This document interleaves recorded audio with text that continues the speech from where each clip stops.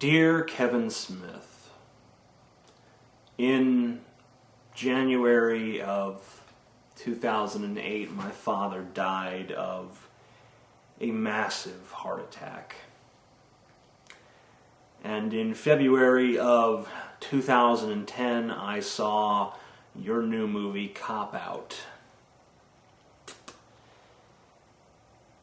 Cop Out was worse. That's right, it was not only worse than other movies that I may have seen through the years, it was worse than the death of my father, the tragedy that shattered my life, the tragedy that I am still trying to recover from to this day. It was worse than that, because at least with the death of my father, I can console myself with the fact that he was great. He lived up to his potential. He was exceptional. The same could not be said of your movie, which in many ways is the death of your viability as an artist. In 1994, you directed the film Clerks on a shoestring budget. It made $3.2 million in theaters despite never playing in more than 100 theaters at once. It won awards at Cannes and Sundance and is generally recognized as one of the greatest indie comedies ever filmed. I love Clerks. Its raucous and raunchy humor revolutionized movie comedy. Almost all of the comedies, the major comedies anyway, produced through the 90s and the 2000s, the good ones and the bad ones, they owe you a debt of gratitude. You followed up Clerks with the 1995 film Mallrats, which garnered far less critical praise and is generally viewed as inferior to Clerks. But the truth about Mallrats is that it really is a genuinely funny film. It might not have the authenticity that Clerks had, but it had good gags, it had great comedic timing by Jason Lee, and it was a solid comedy film. It suffered tremendously at the time of its release from constant comparisons to its predecessor, but I think time has been kind to it. In 1997, you released a film called Chasing Amy, your most critically acclaimed picture to date with a 91% freshness rating on RottenTomatoes.com. It was also a box office hit, easily recapturing the $250,000 budget and netting nearly $12 million for Miramax. I don't think that Chasing Amy is your best film, but I do think that it is you at your best as a filmmaker. Clerks made you laugh and it made you think. Mallrats just made you laugh. Chasing Amy made you laugh and it made you feel. It was really the first time in your career that you discovered that the best comedies have heart. They have humanity. You can recognize the absurdities of life with a smile and with a sigh. Chasing Amy was followed in 1999 by a movie called Dogma, a dick and fart joke comedy that examines faith. Who else but you could pull that off, Kevin? I view this as your best film. It manages to be intelligent, impassioned, and thoughtful, while at the same time being stupid, silly, and raunchy. What a dichotomy, and what a great fucking movie. Following Dogma, you made a film called Jay and Silent Bob Strike Back. It was a comedy in the vein of Mallrats, raunchy and fun, but low on brains, and relatively without the heart that you discovered in Chasing Amy and ran with in Dogma. Still, I laughed. I took my mom to see it with me, and she laughed. I showed it to my ex-girlfriend's son, who was way, way age inappropriate, and he laughed. So it did its job. So, Clerks, Mallrats, Chasing Amy, Dogma, Jay and Silent Bob Strike Back.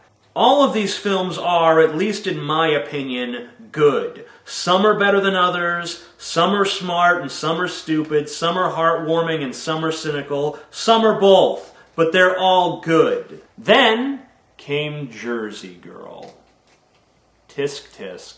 Jersey Girl is not funny.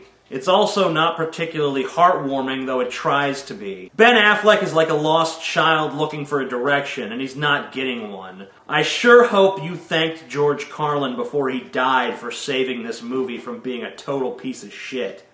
But you know what, Kevin? I'm really not that critical of this film. I'm really not. Because with every risk comes the possibility of failure. Every artist takes a tragic misstep here and there. I can see what you were going for with this film. I could see what it was supposed to be. You just didn't quite get there. So I can respect this film. I may not like it, but I can respect it.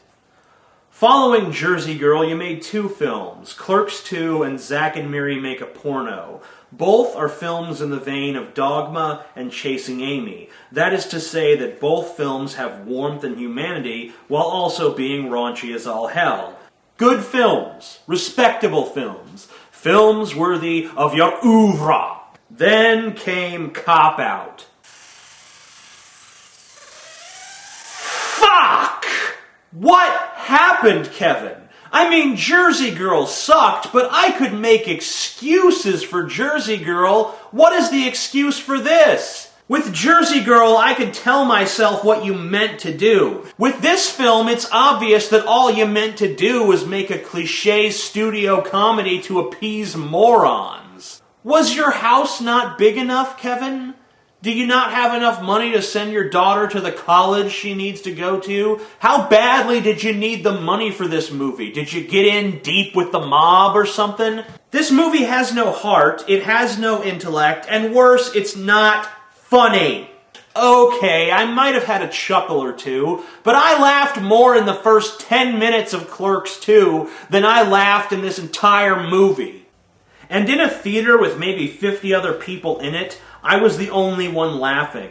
So I actually liked it better than the crowd I saw it with. After the film ended, I heard a guy behind me say, "Oh well," as in, I thought this movie was going to be funny, but oh well! First of all, Tracy Morgan is the worst thing to happen to comedy since Rob Schneider. His voice sounds like a circus clown getting anally raped by a screechy chalkboard. By the way, did Bruce Willis even know he was in a movie? He looked drugged. Did you just give him some Klonopin and push him on the set?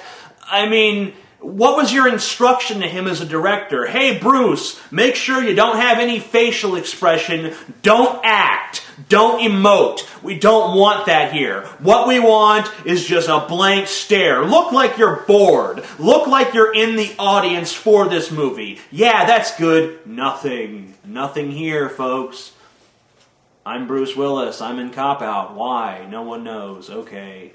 Shoot. When I was talking to my friends after we went and saw this movie, every single one of them was like, "Oh yeah, it was okay." And they didn't want to talk about it. No one wanted to talk about the movie afterwards. That's a bad sign. Every time I've ever shown anyone one of your movies, they've wanted to talk about it. People have wanted to argue about it. People have wanted to take a position that, "Oh, I really liked it. I thought it was good. I thought it was bad. I thought it was offensive." When I walked out of this movie, no one cared. No one wanted to talk about it. No one felt one way or the other about the movie. It was middle of the road, it was bland, it was mediocre. No one gave a flying fuck, Kevin.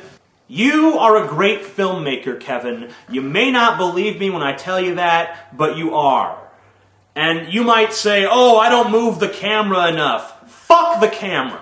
You move me. To laughter, and sometimes even to tears. Well, maybe not tears, but my eyes well up a little bit. You know what I'm saying. Man tears. We don't actually let anything fall down the cheek, but it's up in here. It's like a glistening thing going on right here.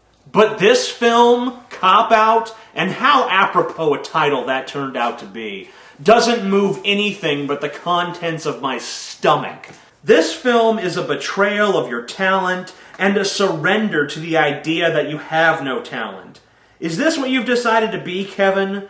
Another mediocre hack? You used to be more. And you still can be. Your fan, TJ. There are weasels fighting in my house.